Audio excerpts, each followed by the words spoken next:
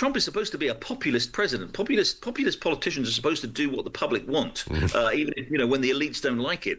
The public didn't want this war, and they don't want higher prices. And Trump seems to be ignoring them, pursuing his own interests, pursuing this war, pursuing, all kinds of financial interests of his own. And I think people, feel not only they're unhappy with the state of the country, the state of the economy, but they see a president who doesn't seem to care about it. To Washington, where it's been a busy week already, and in the week ahead, Benjamin Netanyahu and Volodymyr Zelensky due to meet the president in the White House. So obviously a big focus on the wars in Russia and, of course, the ongoing situation in the Middle East. Speaking to journalists today aboard Air Force One, the president said about the conflict with Iran, there are very friendly negotiations going on. Meanwhile, the Democrats are keen to point out that it's now less than 100 days until the US midterms, and Trump is deepening down on issues that don't help him and maybe help them. This war in Iran and, of course, the tariffs. And over the weekend, the president belligerently sort of blundered his way through the White House Correspondents' Dinner, which you'll remember was rescheduled after a gunman interrupted the original event earlier this year. The security was bolstered, but it is a light-hearted affair. It is supposed to have a few gags. Here is how Donald Trump's efforts went down. The other day, a senator I knew got a text, a great guy, from his wife, and she said, when you get home, I want to have you immediately come up the stairs and make love to me. And he said, I can't do both. You know what? You can't go up the stairs and make love. Does anybody get that? Well, I thought that was actually pretty good. That was actually the only thing I thought was good in this whole frickin' stupid speech that they wrote. Well, we've all had bad evenings. Gerry Baker, Times columnist and co-host of the State of It USA podcast, is here. Hi, Gerry. Hello, how are you? Yeah, I'm good, thank you. Let's start with Zelensky and Netanyahu, who are actually both coming to Washington for Lindsey Graham's funeral. It reminds me a bit of that famous photo of Trump and Zelensky carving out some time at the Pope's funeral when Pope Francis died. Yes, that's right. Absolutely, where they sort of huddled together in the entrance to St. Peter's. Yeah, look, this is going to be an opportunity on these two major security fronts for the US. Obviously, the Middle East, Iran, the Iran war, if we can still call it that, is not going very well, to put it mildly. And Trump keeps going back and forth on what exactly the US is going to do next. No doubt Benjamin Netanyahu will try and insert some steel into him and to try and get him to back to engaging with Iran in over the Gulf. And yeah, Ukraine, where again, things have taken a pretty interesting turn, both in terms of the politics of Ukraine, of course, with what's been going on in the country with Zelensky losing one of his most important people, but also in the terms of the battle with the war with Russia. Trump is under, as you said in your introduction, Trump is under enormous pressure here to really on all fronts, politically, with the economy, with the war in Iran, general level of unhappiness. So I can't imagine he's going to agree to any significant new commitments, but it's certainly an opportunity to put those things both front and center. Yeah, and I mentioned, as far as I can see, the Democrats are kind of pushing this idea of there's only 100 days or slightly fewer than 100 days now left to the midterms. Is everyone aware of that? Is it something that, people are talking about? Very much, yeah. Look, these midterms are always important. They determine the control of Congress. They don't change the presidency, of course. Typically, the party that holds the White House would lose seats in Congress. Now, they have the Republicans have very small majorities in both houses of Congress, so if they lose any seats at all, really, they're going to lose control of at least one, if not both houses. The polling is terrible for the Republicans right now. As I said, people are very unhappy with so many things.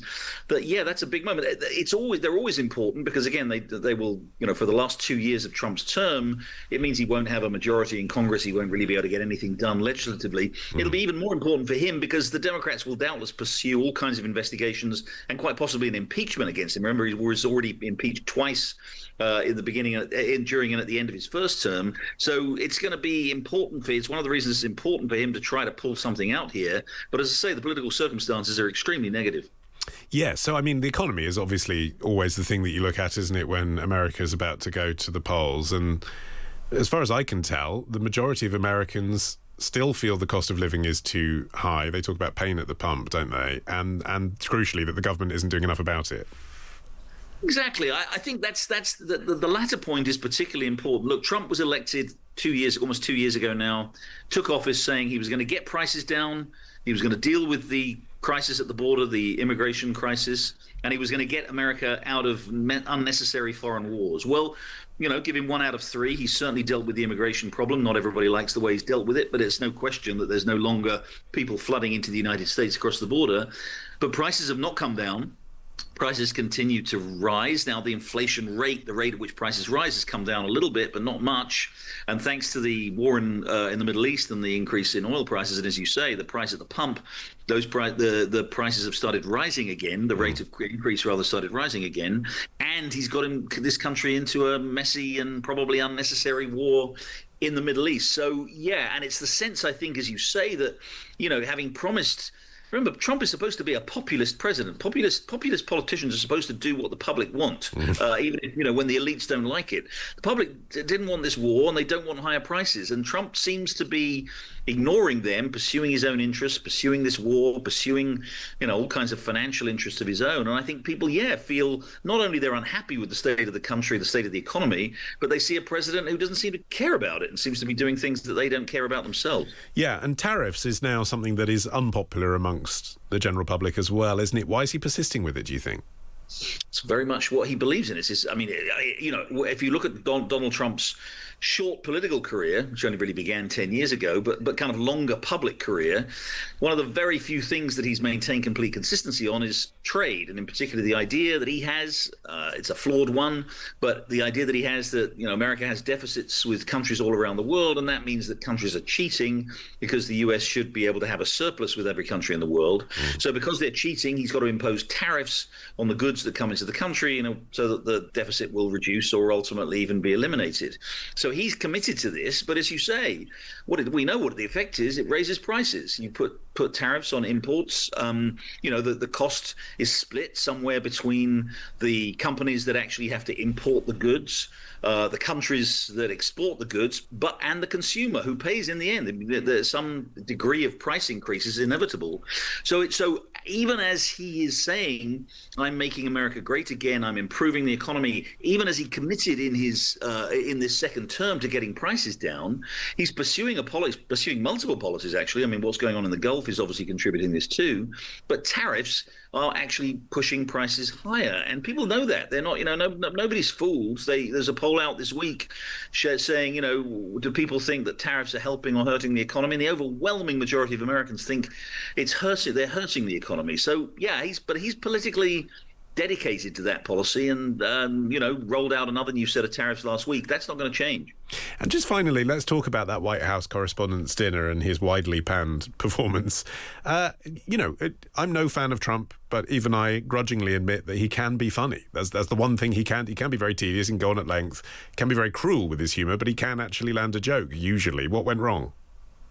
Yeah, I wasn't there, I should say. I've been to more White House Correspondents' dinners than I care to remember, and I'm happy to have missed this one. Look, as you say, you're absolutely right. He can be funny. He's got quite a good sense of timing, and actually, that joke, the clip of which you played, it was like one of the oldest jokes I've ever heard, a bit of a groan-a-thon, but it was pretty well the only thing in his half-an-hour speech that was approximating to a kind of... That was a highlight. What might be called a regular joke. The rest, as you say, was a series of sort of a stream of consciousness of his usual stuff attacking his enemies. Look, Trump hates the media, but he also loves the media. So he has this, this longing to kind of just stick it to them, which is what he did in that speech again and again and again in not very funny and frankly at times quite offensive ways, but just in classically Trumpian ways. But at the same time, he can't really drag himself away. He loves the attention. Let's be honest, the media kind of loves him too. So we end up with this rather bizarre spectacle of him going to this dinner for the first time. Of course, not the first time. The first time was back in April when it was curtailed. But this is the first time in his 6 years going to this thing, because, as I say, he can't really drag himself away. And so when he goes, he then feels the obligation or the desire to stick it to his critics. So that's, in a sense, why it went over as it did. OK, Gerry, good to have your analysis. Thank you. Gerry Baker there, Times columnist and co-host of the State of It USA podcast.